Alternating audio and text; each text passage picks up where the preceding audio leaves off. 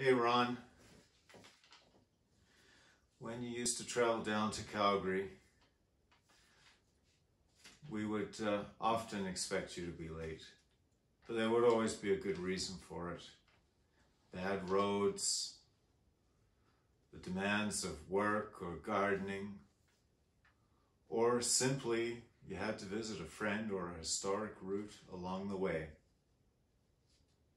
But no worries, you always brought adventure and entertainment with you, and we were always so happy to have you come.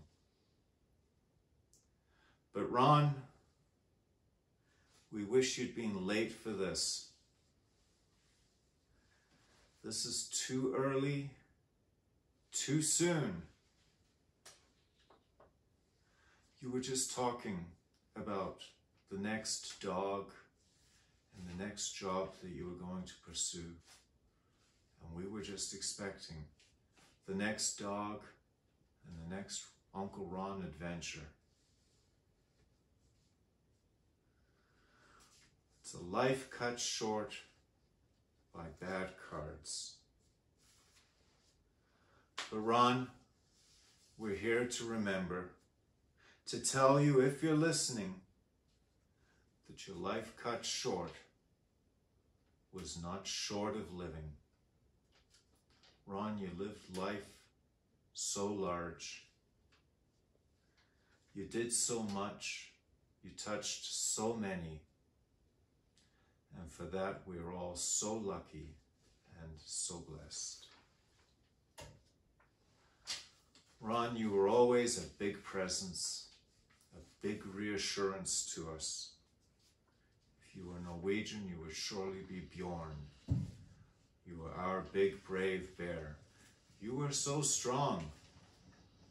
I remember my first visit to Smithers, helping you chop a load of birch on the front driveway. And when you took your turn at the axe again, it was like you were throwing some judo moves at those logs, and they were splitting and wood was flying everywhere as if it was nothing.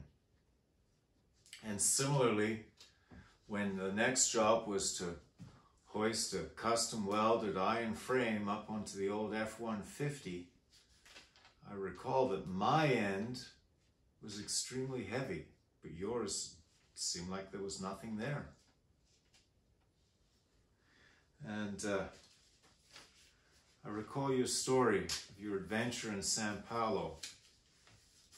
It's not quite poking the bear, but perhaps the other way around.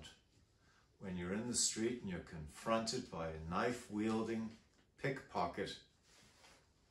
Well, of course you had your custom-made umbrella with its stout hickory shaft. And that guy made a mistake. He got a prod with the brolly and was sent on his way. And of course, Ron, some of your nephews will tell folks that they were often half your size, and people would give a bit of a strange look when they were told that you and wee nephew were closely related. But of course, as a northerner, size perhaps made you almost impervious to the cold. That's a good thing. I'm told of the story where you'd flown in on a hunting trip to the Spasisi Plateau, and dawn, it's early in the morning, you wake up to a couple of inches of snow on the ground, and well, Uncle Ron happily walks into the lake naked with a bar of soap to get washed up for the day. And yeah, cold water had nothing on you as a determined dog trainer.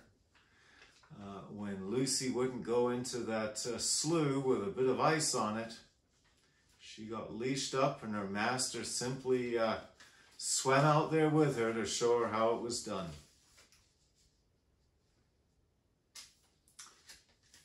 And I hear, Ron, that you really liked it when people asked you if you were Santa. In fact, you were. For many years, you were Santa at the local mall in Smithers. But for us, you were our year-round Santa. If you were coming through in the summer, it was Christmas in July, because you were so thoughtful. Whenever you visited folks, it seemed you always had a little trinket or token to show them that you were thinking of them. Might be a small thing, but it showed that we were always in your thoughts. You were always thinking about us. A new pair of oven mitts. They were on sale at Canadian Tire. That made them all the more special. And they work great. They're non-slip. They got nice little silicone grips on them. And we'll always remember you on account of those, Ron. And you were always thinking of everyone. You had such a joie de vivre, and you showed us how to enjoy life as well, in so many ways. Through your humor, perhaps a little bit mischievous. I remember one of the first times I met you was at Gerhard and Julie's Lakeview place. Tea in the front living room, and you had this habit of sitting with one leg crossed over the other, and the teacup and saucer would be perfectly balanced on your knee. No need for a coffee table. No doubt the host or hostess would be a little nervous for the fate of their fine porcelain. In Law Society business, I recall the story of you participating in the first video conference meeting from Northern BC with a colleague. And lo and behold, you and your colleague put in your debut as finger puppets. And you were always quick with a witty retort when being told of the virtues of the low-carb diet and being informed that all you needed to do was eat nothing but eggs and bacon and the like, and the pounds would fall off. Your quick retort was, well, if that worked, I'd look like taller Cranston.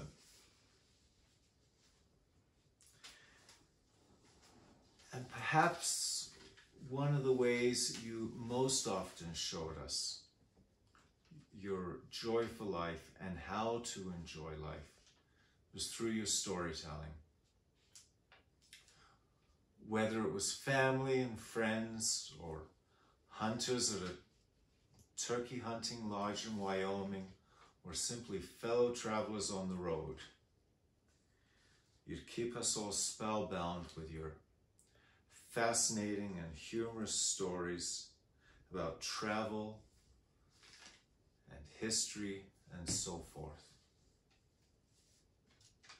One of the oft-told stories was the humorous roast of Mr. Liefeld that you gave at the graduation of your class from Luther College. Of course, Mr. Liefeld being the chemistry teacher who had a reputation for being perfect and always correct and always right, never getting anything wrong.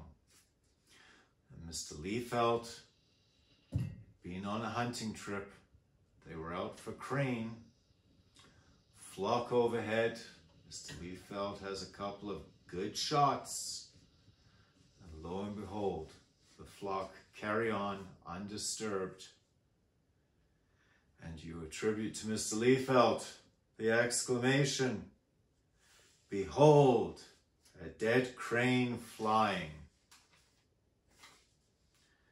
That humor carried the day for all the graduates. You regaled us with your stories, and you entertained us with food, barbecues at the family gathering in Parksville. We fondly remember the suckling pig that you did for all of us there. And of course, you were our party bear in many other ways too. Back in the days of Lefroy, before you moved on to A&W Root Beer, who could keep up with Uncle Ron. Certainly a nephew trying to keep up with rare breed bourbon found himself in trouble very quickly. And Ron, your adventures in the outdoors introduced some of us to the wonders of folding boats. Not just the usual inflatables that you unfold and blow up like your Zodiac that has put in so many hours, but also Klepper kayaks, those German engineering marvels. Fond memories we have, Ron, all the nieces and nephews taking turns in a rodeo-like experience in your Zodiac, bouncing across the wave tops at Craig Bay at Parksville. I fondly remember your story of paddling the Klepper up near Haida Gwaii and salmon fishing. No downrigger, no rod, no mooching reel, just hand-lining a tie right to the kayak as if kayaking on the ocean wasn't enough. And other stories of folding boats too, perhaps not intentional. The old Grumman aluminum canoe, folded or bent, double almost, in the rapids when it took a spill. But you and the dog survived to tell another tale, always up for adventure. But not just outdoor adventures. The hunting, the paddling, the trap shooting. You also loved the indoor adventures. Not boring stuff, mind you. Not watching that American football stuff on TV or a boring movie like Babette's Feast where you had to really pay attention to the subtleties of pious Danish humor in a century past. You were always up for action, Ron. Whether it's outdoors or indoors with a moving drama or music that moves the soul. You introduce your nieces and nephews to opera, theater, live music, and at performances of La Boheme and Tosca, you'd show them that real men cry, and that's just okay. And Ron, there's the story of entertainment that you provided at the music store in Edmonton on your way to get Charlie, your Springer Spaniel. You were on a quest for a particular type of clarinet reed for a particular type of jazz. Not dressed as a musician, you'd been doing dog stuff and whatnot all day. But in any event, they gave you the clarinet to try out the reed, and you brought the house to a standstill, and then great applause, and you provided them with not one, but 2 performances. You were such a musician, and you were definitely smarter than the average bear, as Yogi would have said. But you were never, Ron, an annoying know-it-all. You taught us that to be knowledgeable is a wonderful thing when you deploy your vast knowledge as you always did. In helping, in teaching, and entertaining with your many stories. And you were so smart and wise, you could always see the forest for the trees. You could always make the complicated simple. You were such a depth of knowledge in history and economics, and you took great interest in the genealogy of the family and the Mennonite ancestry, and got a number of the family involved in 23andMe. And Ron, we remember you as being genuine, very down-to-earth, matter-of-fact, no political correctness or contrived opinions. You just said it like it is. You were kind of just the facts sort of guy. When it came to history, Canadian history, I remember talking to you about the Beaver, and you said you preferred that publication because it was very much just black letter history. No opinions where you had to look for the facts behind them. You just took life as it came. There's the story of you driving home from Canmore to Smithers, and one leg of the journey that should have taken 7 hours took about 14, and you were warned that there might be bad road conditions. It being winter and all, and your iPhone not even showing the route on the navigation app. And you would simply say something like, well, there it is. And you were accustomed to winter driving, having done the circuit up in northern BC on winter roads all the time. But Ron, you know, if you're listening, that what I'm saying here today just scratches the surface.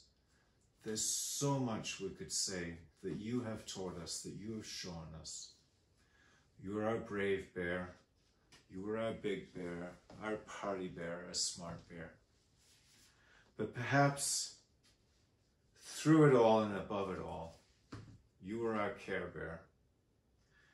You always cared. You were always thoughtful and kind. You always reached out to visit whenever you could in your travels. And you always did things that let us know that you were thinking of us, that we were in your thoughts. And you were always quick to provide support, an email of encouragement or congratulation. Ron, we will miss you in so many ways. And if you have an A&W root beer close by, here's to Ron.